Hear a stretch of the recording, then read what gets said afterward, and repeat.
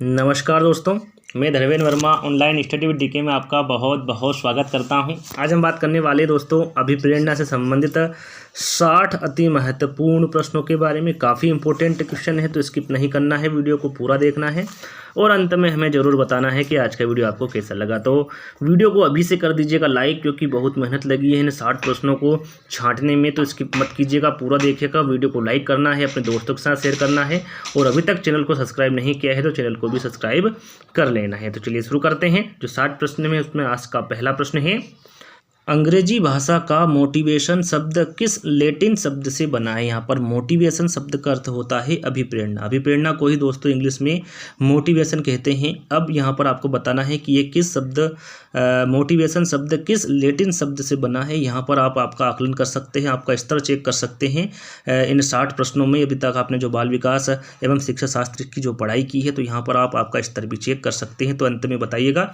इन 60 प्रश्नों में आपको कितने नंबर आए। चलिए प्रश्न की ओर बढ़ते हैं। यहाँ पर मोटिवेशन शब्द किस लैटिन शब्द से बना है, तो राइट आंसर होगा हमारा मूवियर। याद रखिएगा, जो अभिप्रेरणा शब्द है इसको इंग्लिश में हम मोटिवेशन कहते हैं और मोटिवेशन शब्द की उत्पत्ति लैटिन भाषा के मोटम या फिर मोवियर से हुई है। याद रखिएगा, यहाँ पर मोटिवेशन शब्द की उत्पत्ति किस भाषा से हुई है, तो ये लैटिन भाषा से हुई है। इस बात का भी ध्यान आपको रखना है। तो यहाँ पर राइट आंसर हमारा पहला वाला होगा। चलिए अगला प्रश्न है,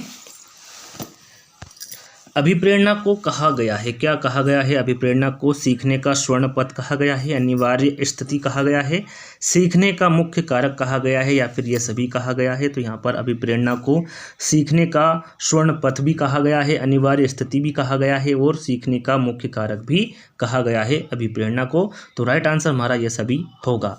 चलिए अगला प्रश्न है, यह कथन किसका है कि अभिप्रेरणा किसी कार्य को प्रारंभ करने, जारी रखने अथवा नियंत्रित करने या फिर नियमित करने की प्रक्रिया है। यह किसके द्वारा कहा गया, मैकडूगल के द्वारा, गुड के द्वारा, स्टाउट के द्वारा या फिर रेवर के द्वारा। तो यहाँ पर हमारा राइट आंसर होगा यहाँ गुड के द्वारा कहा गया। इंपॉर्टेंट है, गुड के द्वारा कहा गया कि अभिप्रेरणा किसी कार्य को प्रारंभ करने, जारी रखने अथवा नियंत्रित करने या फिर नियमित करने की प्रक्रिया है। यह गुड द्वारा कहा गया। तो राइट आंसर हमारा बी वाला होगा। चलिए अगला प्रश्न है, अभिप्रेरणा के प्रकार होते हैं। यहाँ पर आपको बताना है अभिप्रेरणा के कितने प्रकार होते हैं, 1, 2, 3 या फिर 4। तो राइट आंसर होगा हमारा जो अभिप्रेरणा के प्रकार होते हैं वो 2 प्रकार होते हैं। कितने प्रकार होते हैं, 2। कौन कौन से, पहला होता है सकारात्मक और दूसरा होता है नकारात्मक। याद रखिएगा 2 प्रकार के होते हैं, सकारात्मक और नकारात्मक। चलिए अगला प्रश्न है, मूल प्रवृत्तियों का सिद्धांत किसने दिया है। इंपॉर्टेंट है, एग्जाम में पूछा जाता है मूल प्रवृत्तियों का सिद्धांत किसके द्वारा दिया गया, मैकडूगल के, गुड के, स्टाउट के या फिर रेवर के।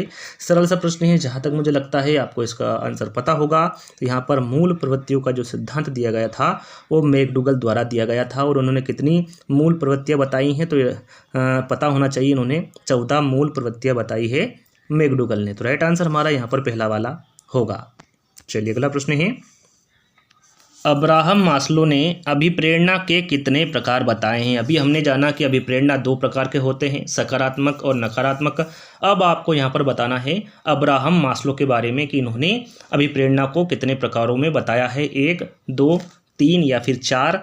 तो राइट आंसर होगा हमारा 2। जैसे कि अभिप्रेरणा 2 प्रकार के होते हैं वैसे ही अब्राहम मास्लो ने भी अभिप्रेरणा को 2 ही प्रकार बताए हैं। कौन कौन से, जन्मजात अभिप्रेरणा और अर्जित अभिप्रेरणा। याद रखिएगा, यदि प्रश्न में पूछे कि अभिप्रेरणा कितने प्रकार के होते हैं, 2 प्रकार के होते हैं, सकारात्मक और नकारात्मक। अब्राहम मास्लो के बारे में पूछे तो इन्होंने भी अभिप्रेरणा के 2 ही प्रकार बताए हैं, लेकिन एक जन्मजात बताया है और दूसरा अर्जित अभिप्रेरणा बताया है। तो इस बात का ध्यान आपको रखना है। तो राइट आंसर हमारा यहाँ पर सेकंड वाला होगा। चलिए अगला प्रश्न है, अभिप्रेरणा अधिगम का सर्वोत्तम राजमार्ग है। यहाँ किसका कथन है, इंपॉर्टेंट कथन है, एग्जाम में पूछा जाता है। मैकडूगल का है, गुड का है, स्किनर का है या फिर युंग का है।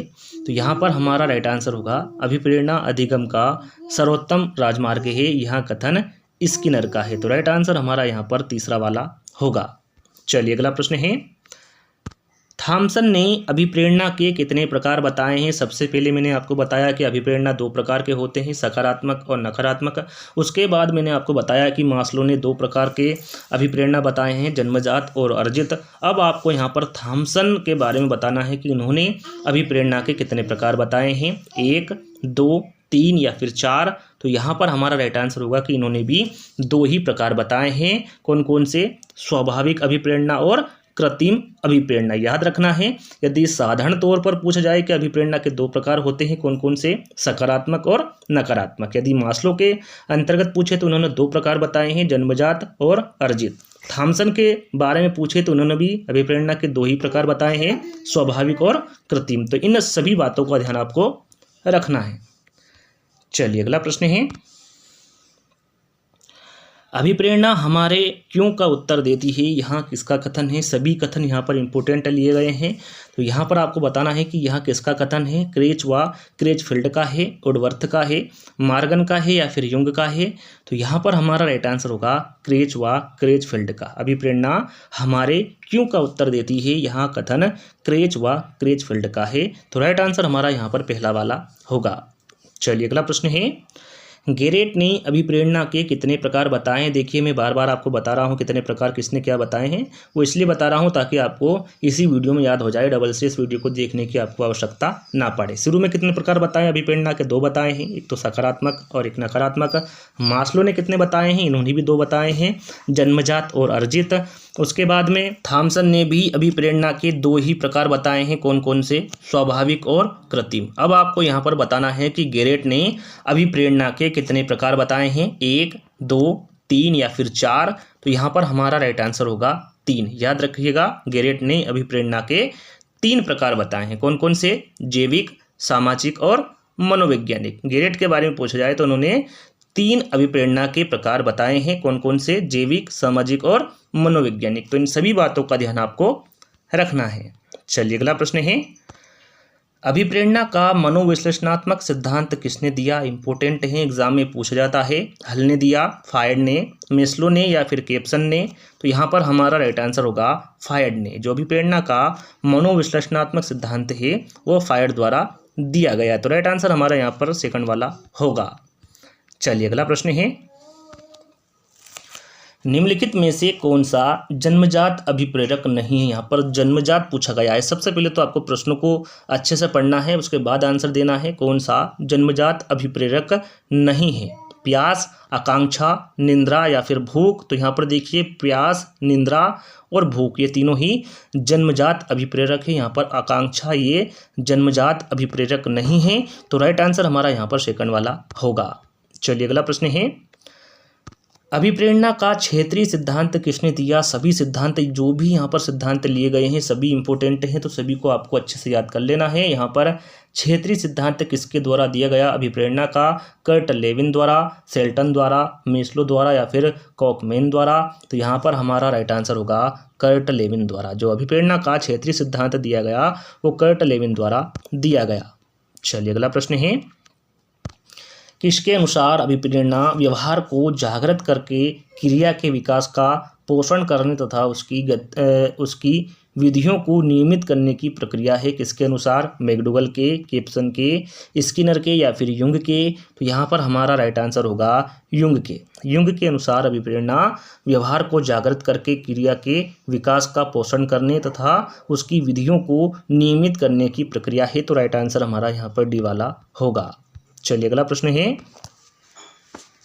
प्रेरणा प्रबलन ह्रास सिद्धांत के प्रदाता कौन है। किसके द्वारा दिया गया प्रेरणा प्रबलन ह्रास सिद्धांत? हल के द्वारा, फायड के द्वारा, मेस्लो के द्वारा या फिर केप्सन के द्वारा।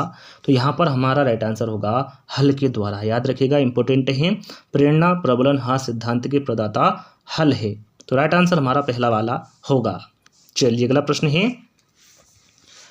किसके अनुसार अभिप्रेरणा का तात्पर्य सजीव प्रयास है। यहाँ पर आपको बताना है कि किसने कहा है कि अभिप्रेरणा का जो तात्पर्य होता है वो सजीव प्रयास होता है। युंग, वुडवर्थ, मेस्लो या फिर एविरल। तो यहाँ पर हमारा राइट आंसर होगा एविरल। एविरल ने कहा है कि अभिप्रेरणा का तात्पर्य सजीव प्रयास है। तो राइट आंसर हमारा यहाँ पर फोर्थ वाला होगा। चलिए अगला प्रश्न है, एक आंतरिक मानसिक दशा जो किसी व्यवहार को आरंभ करने तथा बनाए रखने के लिए प्रवृत्त करती है, यह कहलाती है। यहाँ क्या कहलाती है? अभिक्षमता, अभिवृद्धि, अभिप्रेरणा या फिर अभिरुचि। तो राइट आंसर होगा हमारा अभिप्रेरणा। एक आंतरिक मानसिक दशा जो किसी व्यवहार को आरंभ करने तथा बनाए रखने के लिए प्रवृत्त करती है, उसे अभिप्रेरणा कहते हैं या फिर वह अभिप्रेरणा कहलाती है। तो राइट आंसर हमारा यहाँ पर तीसरा वाला होगा। चलिए अगला प्रश्न है, किसके अनुसार अभिप्रेरणा व्यक्तियों की दशा का वह समूह है जो किसी निश्चित उद्देश्य की पूर्ति के लिए निश्चित व्यवहार को स्पष्ट करती है? यहाँ किसके द्वारा कहा गया? मैकडूगल के, केप्सन के, स्किनर के या फिर यूंग के? इम्पोर्टेंट प्रश्न है। तो यहाँ पर हमारा राइट आंसर होगा मैकडूगल के। मैकडूगल के अनुसार अभिप्रेरणा व्यक्तियों की दशा का वह समूह है जो किसी निश्चित उद्देश्य की पूर्ति के लिए निश्चित व्यवहार को स्पष्ट करती है। तो राइट आंसर हमारा यहाँ पर पहला वाला होगा। चलिए अगला प्रश्न है, मूल प्रवृत्तियों को 14 प्रकार से किसने वर्गीकृत किया है? सरल सा है, इसके बारे में आपको पहले ही बता चुका हूँ। ड्रेवल ने, मैकडूगल ने, थॉर्नडाइक ने या फिर वुडवर्थ ने? तो यहाँ पर हमारा राइट आंसर होगा मैकडूगल। मैकडूगल ने मूल प्रवृत्तियों को 14 प्रकार से वर्गीकृत किया है। तो राइट आंसर हमारा यहाँ पर सेकंड वाला होगा। चलिए अगला प्रश्न है, मेस्लो का सिद्धांत पर आधारित है। जो मेस्लो का सिद्धांत है ये किस पर आधारित है? भावनाओं पर, इच्छाओं पर, आवश्यकताओं पर या फिर कार्यों पर? तो राइट आंसर होगा मेस्लो का सिद्धांत आवश्यकताओं पर आधारित है। किस पर आधारित है? आवश्यकताओं पर आधारित है। और इनमें ही आवश्यकताओं का जो सिद्धांत है वो मेस्लो द्वारा ही दिया गया है। इसके बारे में हम आगे जानकारी देंगे आपको। तो राइट आंसर हमारा यहाँ पर तीसरा वाला होगा। चलिए अगला प्रश्न है, प्रणोद का सिद्धांत किसने दिया है? हल ने दिया है, फायर ने दिया है, मेस्लो ने दिया है या फिर मैकडूगल के द्वारा दिया गया है? इम्पोर्टेंट है। तो यहाँ पर हमारा राइट आंसर होगा जो प्रणोद का सिद्धांत दिया गया है वो हल के द्वारा दिया गया है। किसके द्वारा? हल के द्वारा। तो राइट आंसर हमारा यहाँ पर पहला वाला होगा। चलिए अगला प्रश्न है, मैकडूगल के अनुसार प्रत्येक मूल प्रवृत्ति से संबंध होता है। किसका होता है? संज्ञान का, संवेग का, संवेदना का या फिर चिंतन का? सरल सा प्रश्न है। शायद मुझे जहाँ तक लगता है आप सभी को इसका आंसर पता होगा कि मैकडूगल के अनुसार प्रत्येक मूल प्रवृत्ति से संबंध संवेग का होता है। किसका होता है? संवेग का। तो यहाँ पर राइट आंसर हमारा बी वाला होगा। चलिए अगला प्रश्न है, मूल प्रवृत्ति की एक प्रमुख विशेषता है जो पाई जाती है। यहाँ पर एक विशेषता आपको बतानी है, केवल मनुष्यों में, केवल बिल्लियों तथा चूहों में, सभी प्राणियों में तथा यह जन्मजात व प्राकृतिक होती है या फिर केवल कलाकारों में? जो मूल प्रवृत्ति पाई जाती है वो सभी प्राणियों में तथा यह जन्मजात व प्राकृतिक होती है। तो राइट आंसर हमारा यहाँ पर तीसरा वाला होगा। चलिए अगला प्रश्न है, सशक्त अभिप्रेरणा सीखने का प्रभावशाली घटक है। इससे बालक स्वस्थ रहता है, ध्यान करता है, प्रसन्न रहता है या फिर शीघ्र सीखता है? तो यहाँ पर राइट आंसर होगा सशक्त अभिप्रेरणा सीखने का प्रभावशाली घटक। इससे बालक शीघ्र सीखता है। किस प्रकार सीखता है? शीघ्र सीखता है। तो राइट आंसर हमारा यहाँ पर डी वाला होगा। चलिए अगला प्रश्न है, प्रेरक के अंतर्गत सम्मिलित है प्रोत्साहन, आवश्यकताएं, प्रबल प्रेरणा या फिर उक्त सभी? तो यहाँ पर प्रोत्साहन, आवश्यकताएं और प्रबल प्रेरणा ये तीनों ही प्रेरक के अंतर्गत सम्मिलित है। तो राइट आंसर हमारा यहाँ पर उक्त सभी होगा। चलिए अगला प्रश्न है, पुरस्कार और दंड का अनुचित प्रयोग अधिगम को बनाता है, प्रभावपूर्ण बनाता है, अधिक उपयोगी बनाता है, प्रभावहीन बनाता है या फिर कुछ नहीं कह सकते? पुरस्कार और दंड के बारे में पूछा गया है कि यह अनुचित प्रयोग अधिगम को बनाता है, तो ये प्रभावहीन बनाता है। चाहे वो पुरस्कार हो या फिर दंड हो, ये दोनों ही अधिगम को क्या बनाते हैं? प्रभावहीन बनाते हैं। तो राइट आंसर हमारा सी वाला होगा। चलिए अगला प्रश्न है, मूल प्रवृत्तियां संपूर्ण मानव व्यवहार की चालक है। यह कथन किस मनोवैज्ञानिक का है? इंपोर्टेंट कथन है, आपको बताना है किसका है।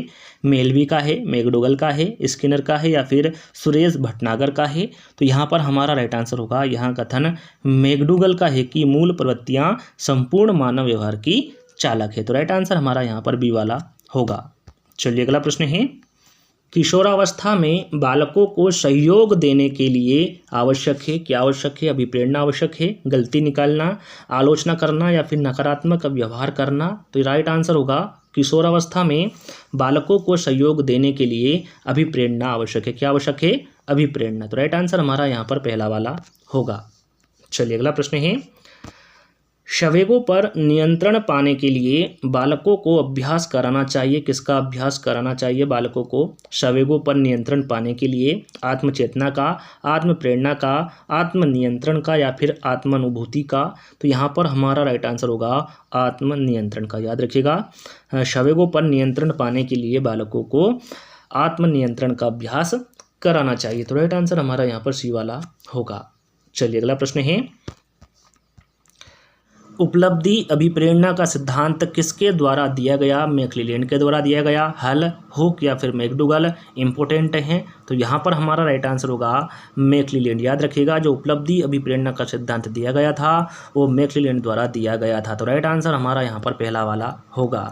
चलिए अगला प्रश्न है, निम्न में से कौन अभिप्रेरणा का पक्ष नहीं है? प्रश्न को ध्यान से पढ़ना है। प्रश्न में पूछा गया है कि अभिप्रेरणा का पक्ष कौन सा नहीं है? आवश्यकता, दबाव, ड्राइव या फिर प्रोत्साहन। तो राइट आंसर होगा दबाव। दबाव अभिप्रेरणा का पक्ष नहीं होता है, बाकी आवश्यकता, ड्राइव और प्रोत्साहन ये तीनों ही अभिप्रेरणा के पक्ष है। चलिए अगला प्रश्न है, प्राथमिक आवश्यकताओं को रिक्त स्थान आवश्यकता से भी जाना जाता है। किस आवश्यकता से जाना जाता है? दैहिक, मनोदैहिक, सामाजिक या फिर मनोसामाजिक। तो यहाँ पर हमारा राइट आंसर होगा जो प्राथमिक आवश्यकता है इसको दैहिक आवश्यकता से भी जाना जाता है। तो राइट आंसर हमारा यहाँ पर पहला वाला होगा। चलिए अगला प्रश्न है, प्रक्षेपण विधि द्वारा किसका अध्ययन किया जाता है? इंपॉर्टेंट है, आपको पता होना चाहिए। जो प्रक्षेपण विधि है इसके द्वारा किसका अध्ययन किया जाता है? चेतन मन का, अचेतन मन का, बुद्धि का या फिर सृजनात्मकता का। तो यहाँ पर हमारा राइट आंसर होगा अचेतन मन का। याद रखिएगा, जो प्रक्षेपण विधि है इसके द्वारा अचेतन मन का अध्ययन किया जाता है। तो राइट आंसर हमारा यहाँ पर बी वाला होगा। चलिए अगला प्रश्न है, और इम्पोर्टेंट प्रश्न है, इसके बारे में मैंने आपको बताया था कि इसके बारे में आगे बताऊंगा। आवश्यकता का सिद्धांत किसने दिया? अब्राहम मास्लो ने, फ्रायड ने, मेस्लो ने या फिर मैकडूगल ने। तो वहाँ पर मैंने आपको बताया था कि अब्राहम मास्लो ने आवश्यकता का सिद्धांत दिया। तो राइट आंसर हमारा यहाँ पर पहला वाला होगा। चलिए अगला प्रश्न है, मेस्लो के अभिप्रेरणा सिद्धांत को कहा जाता है? क्या कहा जाता है? आवश्यकता पदानुक्रम का सिद्धांत कहा जाता है, शारीरिक सिद्धांत कहा जाता है, दृढ़ इच्छा शक्ति सिद्धांत कहा जाता है या फिर अंतर्नोद का सिद्धांत कहा जाता है। तो यहाँ पर राइट आंसर होगा, अभी मैंने आपको बताया कि आवश्यकता का सिद्धांत मेस्लो द्वारा दिया गया है और उसी को आवश्यकता पदानुक्रम का सिद्धांत भी कहा जाता है। तो राइट आंसर हमारा यहाँ पर पहला वाला होगा। चलिए अगला प्रश्न है, प्रेरणा का वही संबंध उपलब्धि से है जो अधिगम का, तर्क से हैं, चिंतन से हैं, बोध से हैं या फिर विवेक से हैं। तो यहाँ पर हमारा राइट आंसर होगा प्रेरणा का वही संबंध उपलब्धि से है जो अधिगम का, बोध से हैं। तो राइट आंसर हमारा यहाँ पर तीसरा वाला होगा। चलिए अगला प्रश्न है, कार्यात्मक प्रतिबद्धता सिद्धांत प्रतिक्रिया में मुख्य कारक निम्न में से कौन सा है? यहाँ पर मुख्य कारक के बारे में पूछा गया है। आकृतिकरण है, पुनर्बलन है, बहिर्गम है या फिर स्वतः आपूर्ति है। तो यहाँ पर हमारा राइट आंसर होगा पुनर्बलन।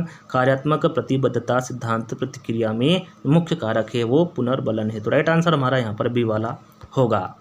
चलिए अगला प्रश्न है, स्वास्थ्य का सिद्धांत किसने दिया है? इंपोर्टेंट है, यहाँ पर बताना है जो स्वास्थ्य का सिद्धांत है ये किसके द्वारा दिया गया? हर्जबर्ग के द्वारा, फ्रायड द्वारा, हल द्वारा या फिर थॉर्नडाइक द्वारा। तो राइट आंसर होगा हमारा हर्जबर्ग द्वारा स्वास्थ्य का सिद्धांत दिया गया। तो राइट आंसर हमारा यहाँ पर पहला वाला होगा। चलिए अगला प्रश्न है,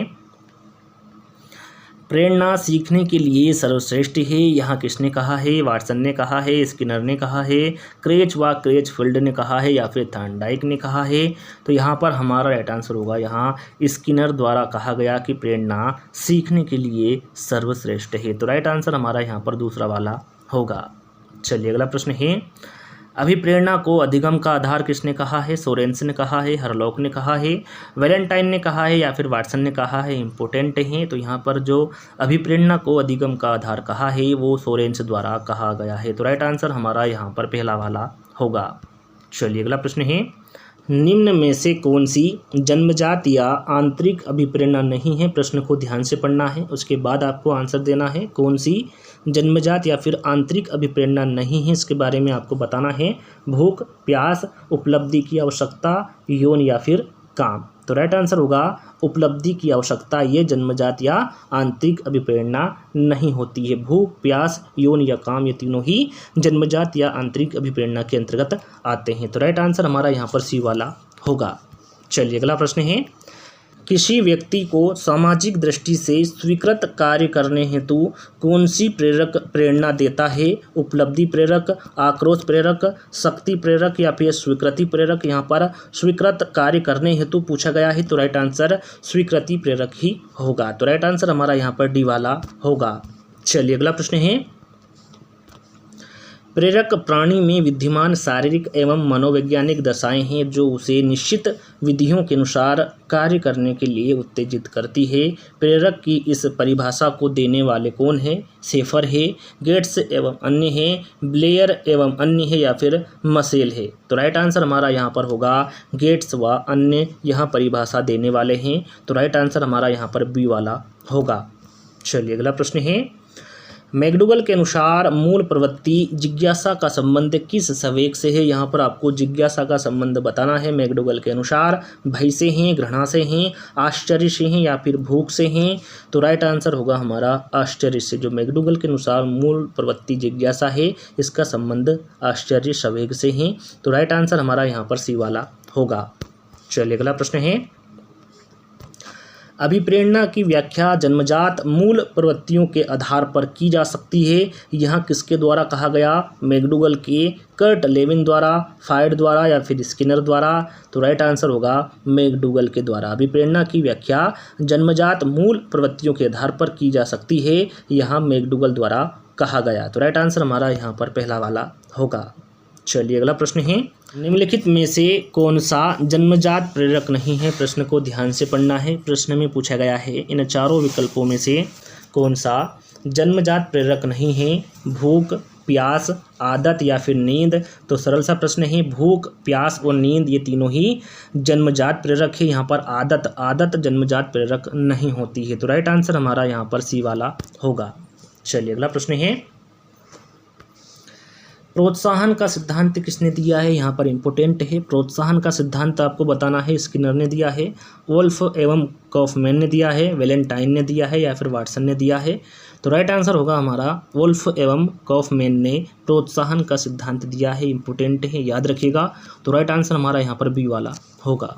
चलिए अगला प्रश्न है, पुरस्कार एवं दंड है क्या है दोस्तों? ये सकारात्मक प्रेरक है, स्वाभाविक प्रेरक है, कृत्रिम प्रेरक है या फिर प्राकृतिक प्रेरक है? तो यहाँ पर हमारा राइट आंसर होगा जो पुरस्कार एवं दंड है दोस्तों, ये कृत्रिम प्रेरक के अंतर्गत आते हैं। तो राइट आंसर हमारा यहाँ पर सी वाला होगा। चलिए अगला प्रश्न है, फ्रायड ने बताया कि व्यक्ति में दो मूल प्रवृत्तियां पाई जाती है, उनके नाम क्या है? देखिए यहाँ पर दो प्रकार के प्रश्न बन रहे हैं। फ्रायड ने कितने प्रकार की मूल प्रवृत्तियां बताई है? तो दो प्रकार की। अब आपको यहाँ पर बताना है कि उनके नाम क्या है। स्नेह प्रेम है, जीवन मूलक, गृह मूलक है, जीवन मूलक और वृत्त मूलक है या फिर इनमें से कोई नहीं? तो यहाँ पर उनके नाम जीवन मूलक और वृत्त मूलक है। याद रखिएगा, फ्रायड ने दो प्रकार की मूल प्रवृत्तियां बताई है जिसके नाम जीवन मूलक और वृत्त मूलक है। तो राइट आंसर हमारा यहाँ पर सी वाला होगा। चलिए अगला प्रश्न है और इम्पोर्टेंट प्रश्न है, जॉन पी डिसेको ने अभिप्रेरणा के कितने घटक बताए हैं? इंपॉर्टेंट हैं, 1, 2, 3 या फिर 4?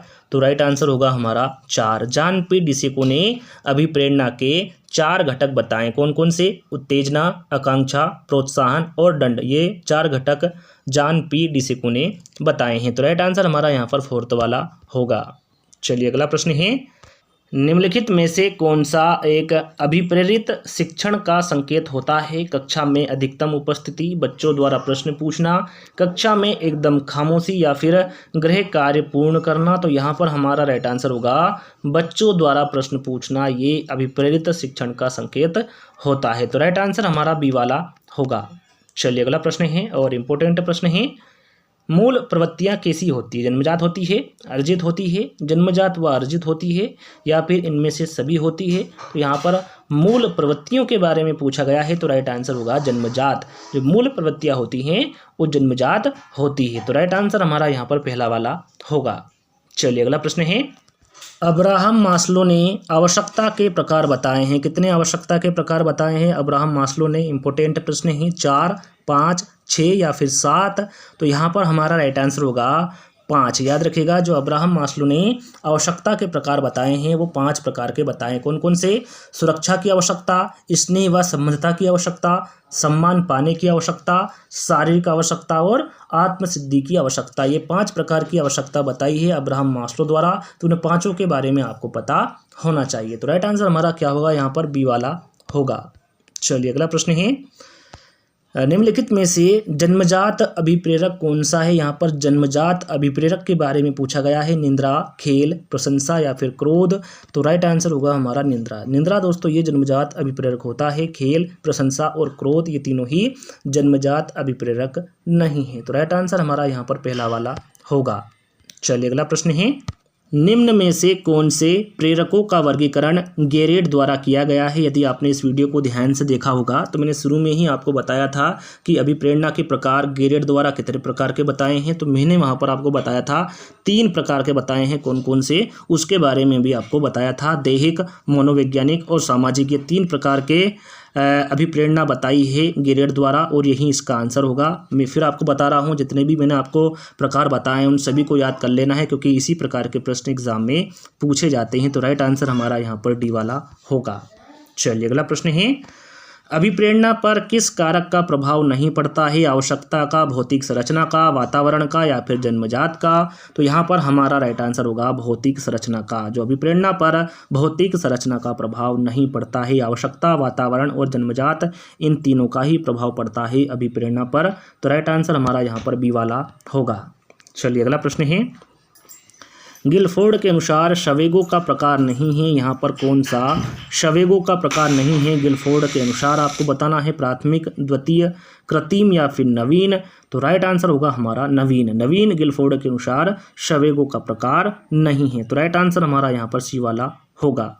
चलिए अगला प्रश्न है, निम्नलिखित में से जन्मजात अभिप्रेरक कौन सा नहीं है? प्रश्न को ध्यान से पढ़ना है, आपको बताना है जन्मजात अभिप्रेरक कौन सा नहीं है।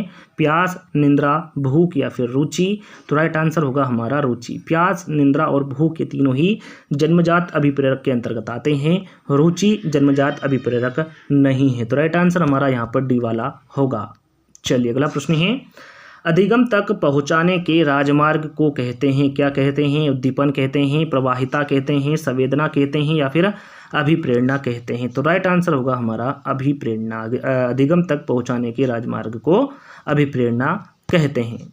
चलिए अगला और लास्ट प्रश्न है, क्रिया को, यहाँ पर क्रिया लिखा हुआ है, क्रिया को आरंभ करने, जारी रखने तथा नियंत्रित रखने की प्रक्रिया है कौन सी है? अधिगम है, अभिप्रेरणा है, संतुलन है या फिर सृजन है? तो राइट आंसर होगा हमारा अभिप्रेरणा। क्रिया को आरंभ करने, जारी रखने तथा नियंत्रित रखने की जो प्रक्रिया है वो अभिप्रेरणा है। तो राइट आंसर हमारा यहाँ पर बी वाला होगा। और यहीं पर हमारे जो अभिप्रेरणा के 60 प्रश्न हैं वो यहीं पर समाप्त होते हैं। आज का वीडियो आपको कैसा लगा कमेंट्स के माध्यम से बताना है। अच्छा लगे तो लाइक कर दीजिएगा, वीडियो को अपने दोस्तों के साथ शेयर कर दीजिएगा। और अभी तक चैनल को सब्सक्राइब नहीं किया है तो चैनल को सब्सक्राइब कर बेल आइकन को भी दबा लीजिएगा, जिससे कि आपको लेटेस्ट वीडियो मिलती रहे। तो जल्दी ही दोस्तों एक नई वीडियो के साथ मिलते हैं। जब तक के लिए धन्यवाद। जय हिंद।